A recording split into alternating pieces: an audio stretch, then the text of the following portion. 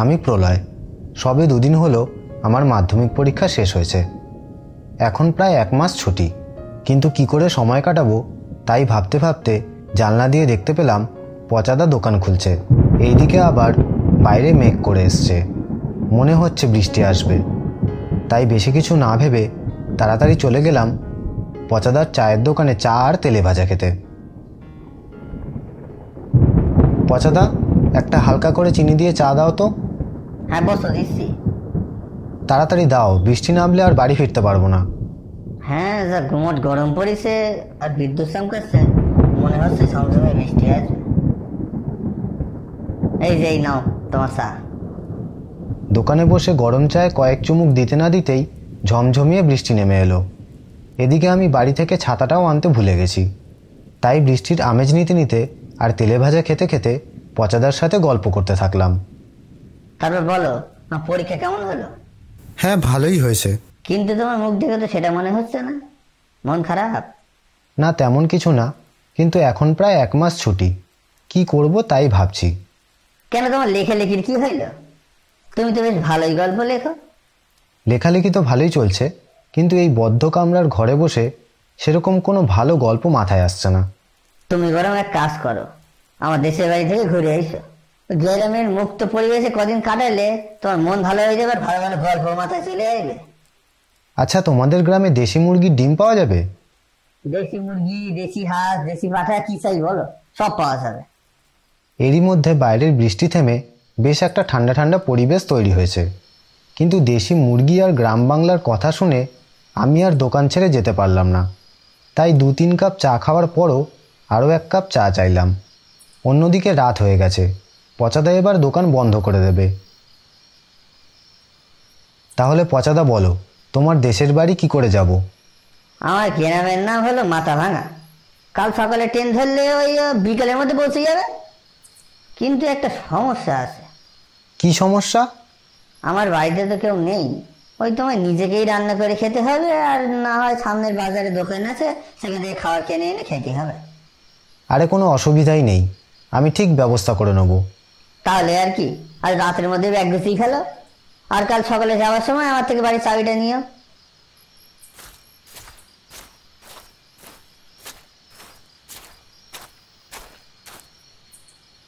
এতদিন পর ঘুরতে যাব আর দেশি মুরগির ঝোল খাবো, এই ভাবতে ভাবতে কখন যে ঘুমিয়ে পড়েছি খেয়াল নেই।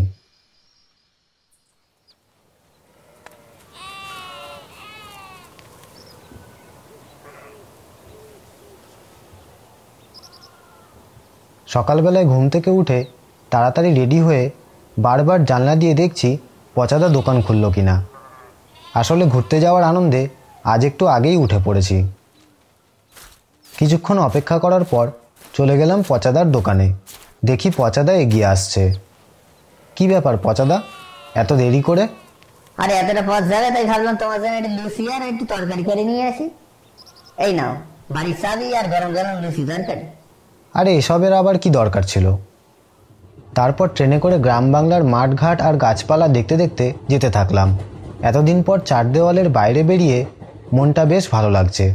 বাইরের প্রাকৃতিক দৃশ্য দেখতে দেখতে কখন যে ঘুমিয়ে পড়েছি মনে নেই।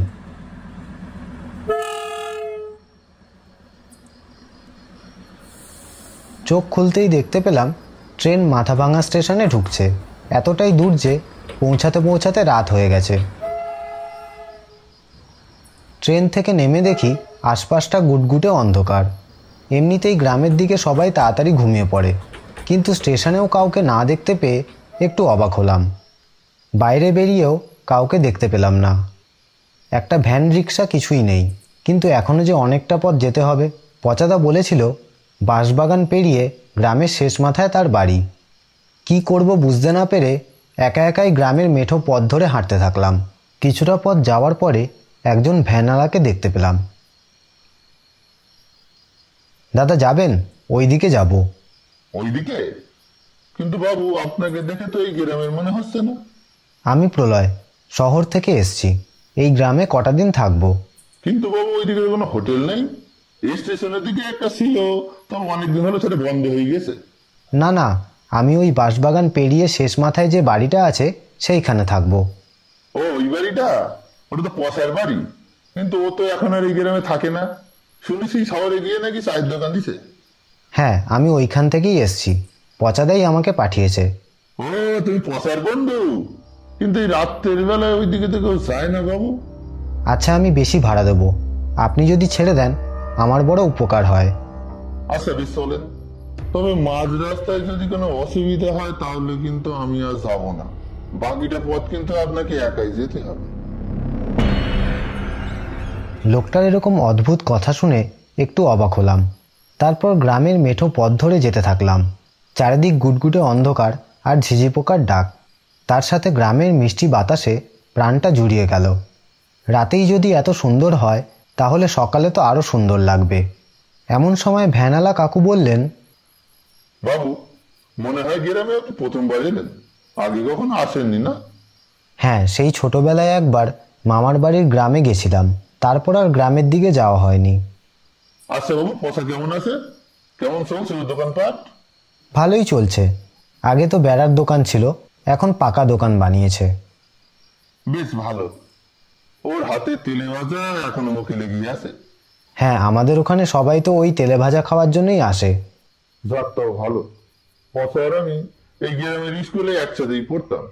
কি ছিল সেই সব দিনগুলো, খুব ভালো মানুষ। ভ্যানালা কাকুর সাথে গল্প করতে করতে আমরা একটা পুরনো জমিদার বাড়ির পাশ দিয়ে যাচ্ছিলাম। কাকু বলল, এই রাস্তাটা পেরোলেই শেষ মাথায় পচাদার বাড়ি। কিন্তু ওই পুরনো জমিদার বাড়ির রাস্তাতে পৌঁছাতেই হঠাৎ করে আমার সারা শরীর কাঁটা দিয়ে উঠল। এখানে যে একটা জমিদার বাড়ি আছে সেটা তো পচাদা বলেনি। এর জন্যই তো আমি এদিকে আসতে চাইছিলাম না। সন্ধ্যার পর এই পথ থেকে কেউ যায় না। আপনি প্রথমবার এইছেন আর পচার পরিচিত বলেই আপনাকে ছাড়তে এলাম। আমি আপনাকে ছেড়ে বাড়ি ফিরে কি করি সেটাই এখন ভাবছি। কেন? ওইখানে এমন কি আছে যে সন্ধ্যের পর আর কেউ আসতে চায় না? একটা পোড়া পোড়া গন্ধ পাচ্ছেন? হ্যাঁ, একটু একটু পাচ্ছি। জমিদার বাড়ির গেটের সামনেটা পৌঁছাতেই পোড়া গন্ধটা আরও তীব্র হয়ে গেল। কাকু কোনো রকমে মুখে রাম নাম জপ করতে করতে তাড়াতাড়ি ওই রাস্তাটা পেরিয়ে হাঁপ ছেড়ে বাঁচল।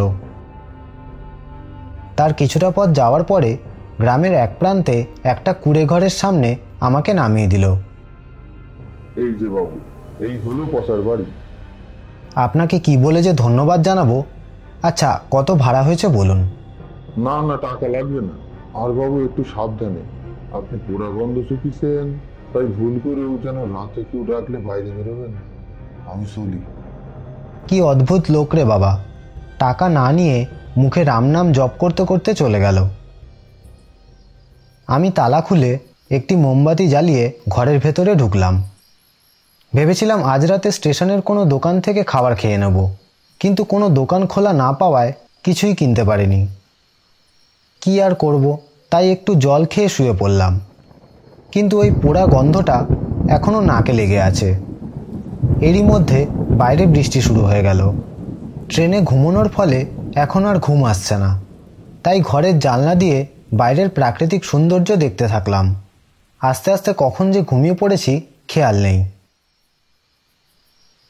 এইদিকে বাইরের বৃষ্টিও থেমে গেছে। প্রায় রাত 2টোর দিকে হঠাৎ করেই একটা শব্দে ঘুম ভেঙে গেল। ভালো করে শুনতে পেলাম একটা ঘুঙুরের শব্দ। কে যেন ঘুঙুর পায়ে ঘরের দিকে এগিয়ে আসছে। কিন্তু এত রাতে এই দিকে কে আসবে? হঠাৎ করেই একটা মেয়ের গলা শুনতে পেলাম। দরজার সামনে এসে মেয়েটা কাঁদছে।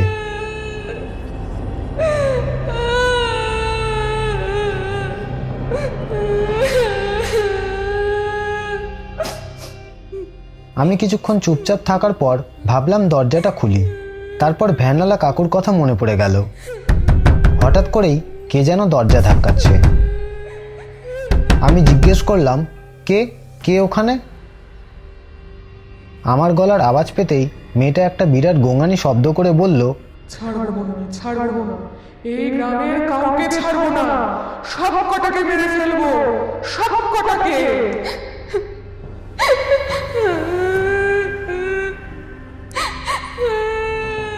এইটা শুনে আমি অনেকটা ভয় পেয়ে গেলাম। ভয়ে আমার গলা শুকিয়ে গেল। বিছানার পাশেই জলের বোতলটা ছিল, কিন্তু জল খেতে গিয়ে দেখলাম একটুও জল নেই। এইদিকে বাইরে মেয়েটা কাঁদছে আর দরজা ধাক্কাচ্ছে। আমি তখন কি করব বুঝতে পারছিলাম না। গলা শুকিয়ে পুরো কাঠ হয়ে গেছে। জল খেতে গেলে বাইরের কল থেকে নিয়ে আসতে হবে, কিন্তু এই অবস্থায় দরজা খোলা তো দূরের কথা, বিছানা থেকেই নামতে পারছি না। কিছুক্ষণ পর বাইরে থেকে শব্দটা আসা বন্ধ হয়ে গেল। শুনতে পেলাম মেয়েটা হঠাৎ করে দূরে ছুটে চলে গেল। কিছুক্ষণ পর বাইরে কেউ নেই এটা বুঝতে পেরে আমি সাহস করে দরজা খুললাম। বাইরে কাউকে না দেখতে পেয়ে সামনের চাপাকল থেকে জল আনতে যাব ঠিক করলাম। সাহস করে দরজার সামনে যেতেই